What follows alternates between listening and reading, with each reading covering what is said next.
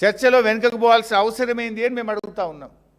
ఇందులో మాకు మా బాధ, మా తపన, మా కన్సర్న్ ఒక్కటే, పాపం దళిత బిడ్డలు ఆగమవుతున్నారు, పాపం చేనేత కార్మికుల జీవితాలు ఆగమవుతున్నాయి. ఇన్ఫ్యాక్ట్ కొండా సురేఖ గారు ఈ లెటర్లో ఇంకా చాలా విషయాలు రాశారు. చేనేత కార్మికుల జీవితాలు ఎట్లెట్లా ఈ ప్రభుత్వం ఆగం చేసిందో రాసిండ్రు.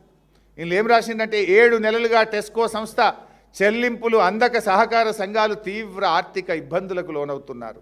థ్రిఫ్ట్ ఫండ్ పథకంలో ప్రభుత్వం వాటా చెల్లించక RD2 మొత్తానికి సంబంధించిన పెండింగ్ బకాయిలు వెంటనే విడుదల చేయండి. గతంలో అమల్లో ఉన్న, గతం అంటే బీఆర్ఎస్ హయాంలో అమల్లో ఉన్న 20% నూలు సబ్సిడీని పునరుద్ధరించి చేనేత సహకార సంఘాలను కాపాడుండ్రి. అంటే బీఆర్ఎస్ చేసిన పనిని ఒప్పుకున్నారు, థ్యాంక్స్ చెప్తాం వారికి. ఇట్లా ఇవి బీసీ బిడ్డలు మీరు ఎట్లా రోడ్డు మీద పడేసినారు? ఇది నేను చెప్పలే, నీ మంత్రి, నీ క్యాబినెట్ కొలీగ్ చేనేత బిడ్డ చెప్తుంది.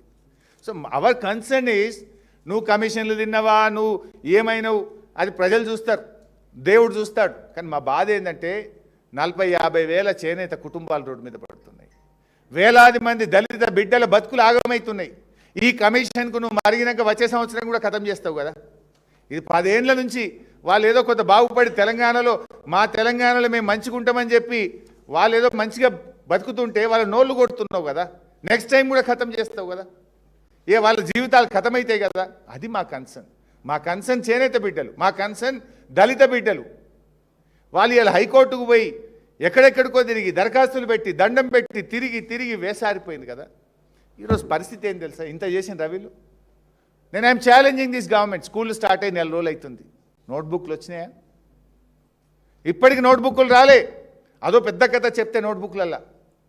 వీళ్ళు అనుకున్న వాళ్ళకు టెండర్ రావాలని వాటర్ మార్క్ నోట్బుక్లకు వాళ్ళు మాత్రమే టెండర్ వేయాలన్నారు. వాటర్ మార్క్ దేనికి వాడతామంటే మన నోట్లకు వాడతాం. Reserve bank of India currency కోసం వాడుతుంది water mark, judicial stamp papers కోసం వాటర్ మార్క్ వాడతారు. కానీ వీళ్ళు ఏం చేసిండ్రు, పిల్లలకు దేశంలో కాదు ప్రపంచంలో ఎవరు వాడరు. వీళ్ళు అనుకున్న వాళ్ళకి టెండర్ రావాలి, 150 కోట్ల కమిషన్ రావాలని వాటర్ మార్క్ క్వాలిటీ ఉన్న వాళ్ళు మాత్రమే టెండర్లో పాల్గొనాలని పెట్టారు. ఈ దేశంలో 3కో 4కో పంజాబ్లో తప్ప ఎవరికి లేదు. అంటే వాళ్ళకే టెండర్ రావాలి, కమిషన్ కొట్టాలి. దీన్ని ప్రవీణ్ అన్న బయట పెడితే, మేము బయట పెడితే, ఇప్పుడు రద్దు చేసి మళ్ళా నిన్న మొన్న ఏయో బయటపడడం దొరికిపోయినామని మళ్ళా దానికి ఇచ్చిండ్రు, STCకి ఇచ్చిండ్రు, స్టేట్ ట్రేడింగ్ కార్డు.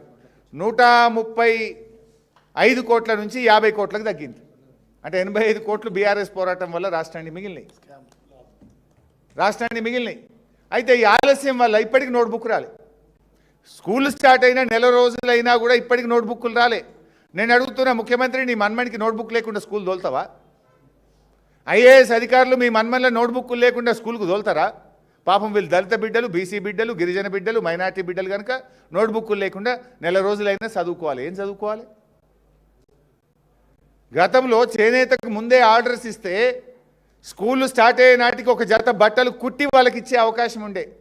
ఇప్పటికి బట్టనే రాలే, కుట్టుడు ఎక్కడిది. ఇంకా వాడు గుజరాతోడు కమిషన్ ఇచ్చిండో లేదో, మీరు పేమెంట్ ఇచ్చిండ్రో లేదో, వాడు బట్ట ఎప్పుడు ఇస్తాడో, నువ్వు కుడతావెప్పుడో ఇస్తావెప్పుడో.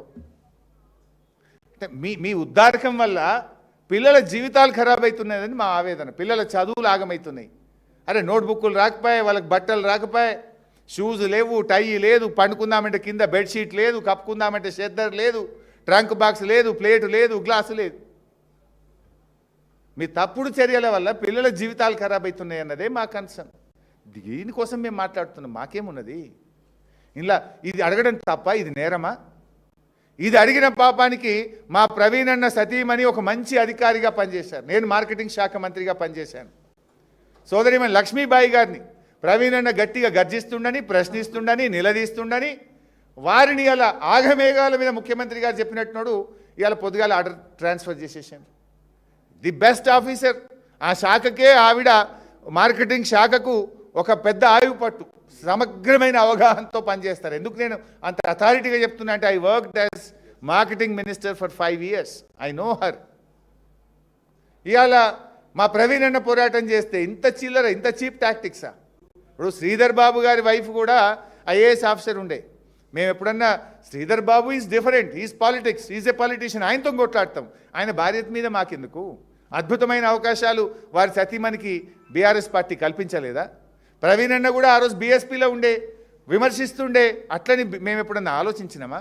ఇదేం రాజకీయము? ఇంత దివాలాకోరు రాజకీయం అవసరమా అని నేను అడుగుతా ఉన్నా. అంటే ప్రశ్నించే గొంతుల మీద పగబడతారా? అంటే మీరు చెప్పినట్టు వినకపోతే ఆర్మ్ ట్విస్టింగు, భయభ్రాంతులకు గురి చేయడము, అక్రమ కేసులు పెట్టడము, భద్రత తగ్గించడము, గన్మెన్లను తీసేస్తామనుడు, లేదా బుల్లెట్ ప్రూఫ్ కార్ తీసేస్తామనుడు. అంటే ప్రవీణ్ గారి జీవితాన్ని రిస్కులో పెడతారు. ప్రవీణ్ గారి సతీమణిని ప్రధానమైన శాఖలోకి, జీతం రాని శాఖలోకి ట్రాన్స్ఫర్ చేస్తారా? Is it the way of doing things? జీవితం అంతా మార్కెటింగ్ శాఖలో వారు పనిచేస్తే ఇప్పుడు తీసుకుపోయి కోఆపరేటివ్ హౌసింగ్ ఫెడరేషన్లు వేసిండ్రు. In fact there is a rule in the government, retire అయ్యే సంవత్సరం ముందు ట్రాన్స్ఫర్ చేయకూడదు. ఎవరైనా ఒక అధికారి రిటైర్ అయితే if he or she is in the last year of service, they should not be transferred. ఆవిడకున్న సర్వీస్ 1 year. ఇప్పుడు ఆ జీవోను కూడా ఉల్లంఘిస్తూ ఈరోజు వారిని ట్రాన్స్ఫర్ చేసినారు. ఇదంతా కూడా మీరు ప్రశ్నించే గొంతుల మీద చేసే దాడి. నీతిగా, నిజాయితీగా ఇవాళ ప్రజల పక్షాన మేము పోరాడితే ఇవాళ మా మీద పగబెట్టి ఈ రకమైనటువంటి కుట్రలకు పాల్పడుతూ ఉన్నారు. ఇంకా చాలా విషయాలు ఉన్నాయి నా దగ్గర. ఇవాళ ఒక పార్ట్, ఎందుకంటే ఇప్పటికే లెంతీ అయింది, ఒక్క పార్ట్ మాత్రమే విడుదల చేసిన. I have many documents to go. ఇంకా ఫైనాన్స్లో కూడా చాలా మాట్లాడేది ఉంది, కానీ సబ్జెక్ట్ లెంతీ కావద్దని ఒక పార్ట్ ప్రజలకు తెలవాలి. అసలు ఎందుకు బీఆర్ఎస్ పోరాడుతుంది? బీఆర్ఎస్ పోరాటం చేనేత కార్మికుల కోసం, దళిత బిడ్డల కోసం, గురుకులాల్లో చదివే 6 లక్షల మంది పిల్లల భవిష్యత్తు కోసం బీఆర్ఎస్ పోరాటం అనే విషయం రాష్ట్ర ప్రజలకు తెలవాలనేటువంటి ప్రయత్నంలో ఇవాళ కొంత మాత్రమే రిలీజ్ చేసినాం. మిగతాది మళ్ళా సమయం, సందర్భాన్ని బట్టి అసెంబ్లీలో అయితే అసెంబ్లీలో, బయట అయితే బయట రిలీజ్ చేస్తాం. ఇప్పుడు గౌరవనీయులు ప్రవీణ్ గారు కూడా కంక్లూడ్ చేస్తారు. నిజానికి పెద్దలు గౌరవనీయులు హరీష్ రావు గారు చాలా డీటెయిల్గా చెప్పారు.